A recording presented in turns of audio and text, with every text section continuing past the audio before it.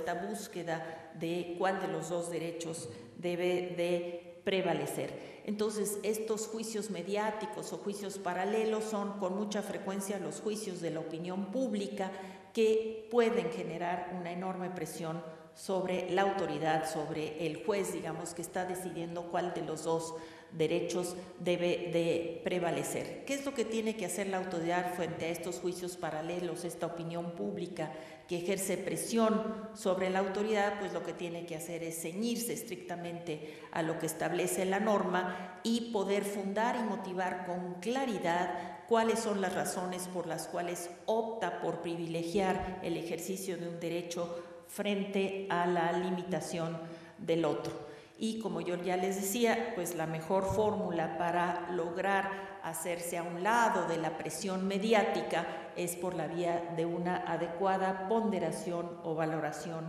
jurídica. Aquí lo que quiero es plantearles tres ejemplos de lo que ha hecho el IFAI en la ponderación de estos dos derechos. Son un primer ejemplo que fue la apertura de datos personales de carácter patrimonial de beneficiarios de cancelaciones o condonaciones fiscales. Y les explico este primer caso. Hay una solicitud de información sobre la cancelación de recursos de condonaciones fiscales a la cancelación fiscal, es decir, los adeudos fiscales que tenían personas físicas y morales. Alguien pide, dame la lista de aquellos a los cuales se les canceló ese crédito fiscal. Esto quiere decir, yo debía una cierta cantidad, un cierto monto al erario público, al fisco, a través de impuestos. El fisco decide que no puede cobrar esos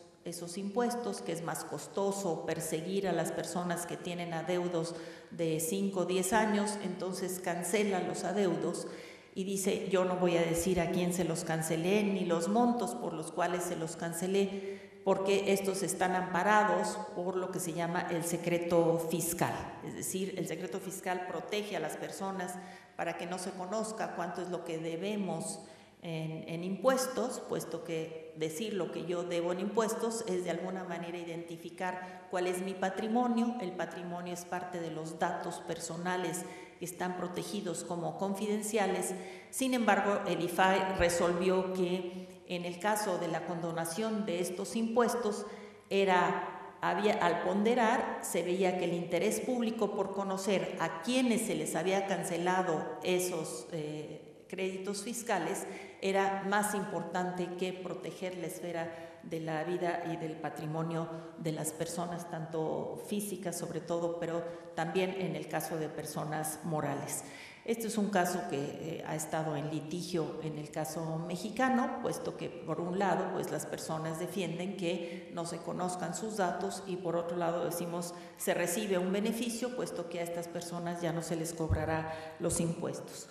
Un segundo caso que les quiero platicar es la reserva del nombre de servidores públicos que recibieron recursos del Estado por concepto de liquidación de un organismo público. En México hace año y medio se resolvió que una de las principales empresas públicas que ofrecía el servicio de energía eléctrica, sobre todo en el centro del país, que fuera liquidado porque era una empresa que ya estaba prácticamente en bancarrota. Se decide entonces que se va a liquidar esa empresa y a quienes tienen, digamos, a los empleados de esta empresa que tenían que cobrar su liquidación, alguien pide saber cuánto era la liquidación de aquellos que habían ya decidido cobrarla. Y entonces esta es una información que de entrada es pública porque tiene que ver con recursos que reciben los empleados públicos. Sin embargo, nosotros resolvimos que dado que había un gran litigio entre el sindicato de esta empresa de energía eléctrica en la lucha frente a esta decisión de liquidar a la empresa, entonces resolvimos que si bien esos eran datos que de entrada debían de ser públicos, en este caso proteger digamos, la integridad de estas personas frente a la posibilidad de que hubieran obtenido su liquidación y que esto pudiera ser mal visto por el propio sindicato que estaba pugnando porque no se disolviera la empresa. Y finalmente les cuento del tratamiento de datos personales en el caso de un documental que en México lo que hizo el documental fue tratar el caso de alguien que había sido identificado como culpable de un delito, y entonces lo que se hace es entrevistar a este culpable que está en la clase, presunto culpable, y a los testigos que tuvieron que ver con la identificación de la persona como presunto culpable.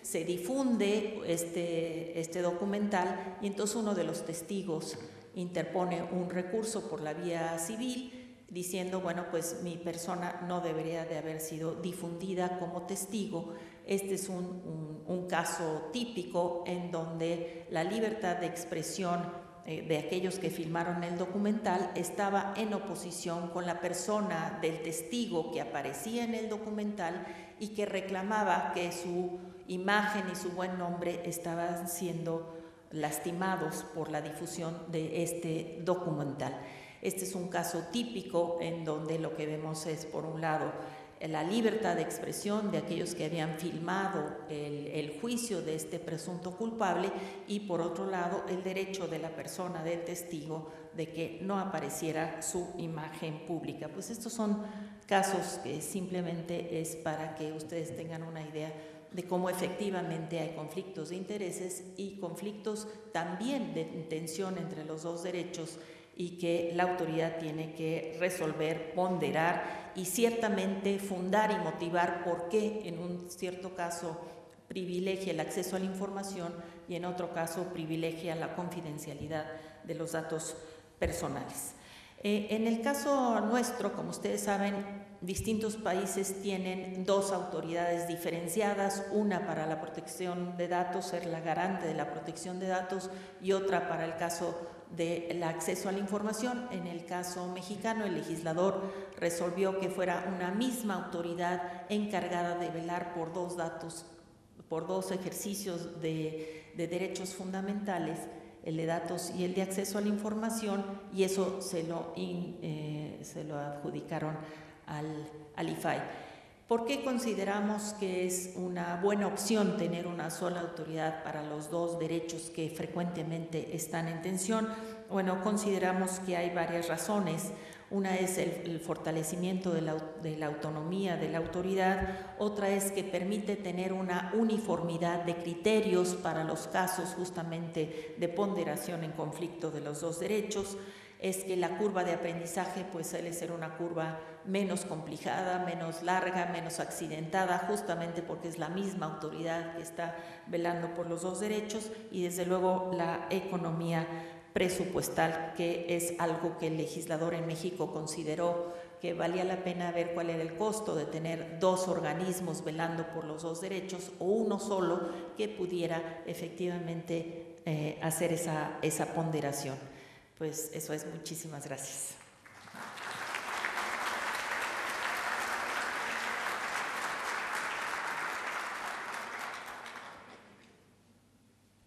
María José.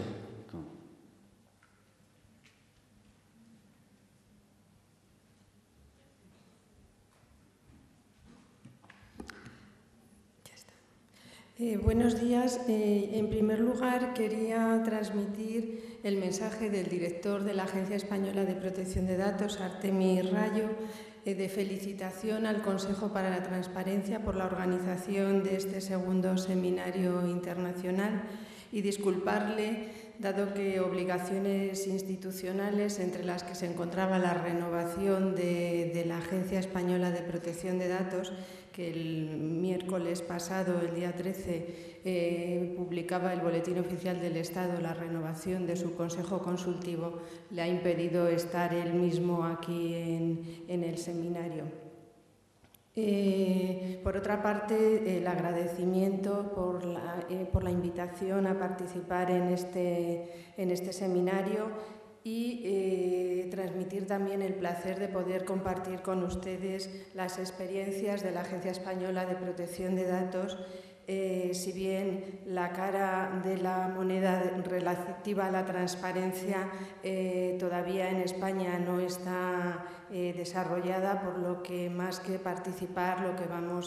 voy a aprender de todos ustedes. Quería empezar exponiendo cuál es el marco jurídico actual que tenemos en España regulando estos dos derechos. El derecho a la protección de datos personales está ampliamente regulado por la Ley Orgánica 1599, que transpone la Directiva Europea de Protección de Datos y que reconoce el derecho fundamental a la protección de datos personales de cualquier persona física,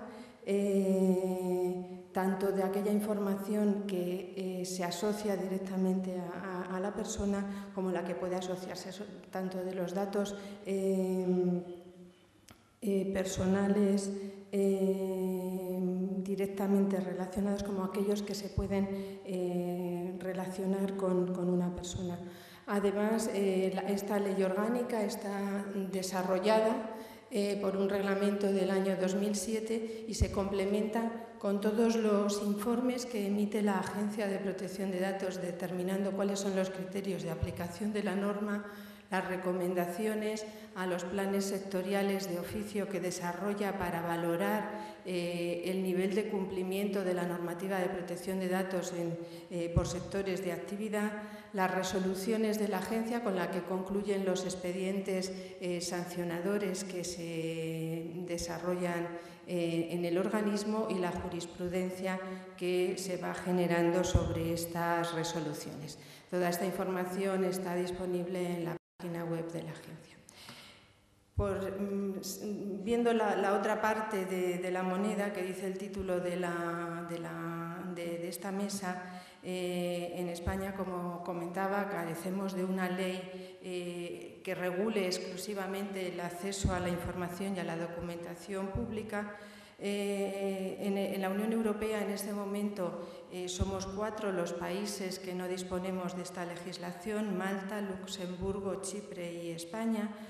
Si bien en España no podríamos concluir con que se carece por completo de una regulación, ya que nuestro ordenamiento jurídico contiene en distintas normas sectoriales una regulación sobre este acceso. No podemos olvidarnos de nuestra Ley 3092 de régimen jurídico de las administraciones públicas, que regula el acceso a los registros administrativos de cualquier organismo público. Nuestro texto constitucional recoge en diferentes artículos la publicidad de la acción pública y establece que la ley ha de regular el acceso de los ciudadanos a los archivos y registros administrativos, salvo en aquellos aspectos en los que pueda afectar a la seguridad y defensa del Estado, la averiguación de delitos y la intimidad de las personas. Además de esta Ley 30, disponemos de otras normas como la ley que regula el derecho de acceso a la información pública en materia de medio ambiente, la Ley sobre reutilización de la información del sector público, la Ley de acceso electrónico de los ciudadanos a los servicios públicos, conocida como la Ley de Administración Electrónica, y otras leyes sectoriales que sería bastante extenso enumerar, como la Ley de Autonomía del Paciente, que regula el acceso a la historia clínica, la Ley de Bases de Régimen Local, que obliga a las administraciones locales, a los ayuntamientos, a dar publicidad de los actos de los acuerdos de los plenos de estos órganos. La propia Ley Orgánica de Protección de Datos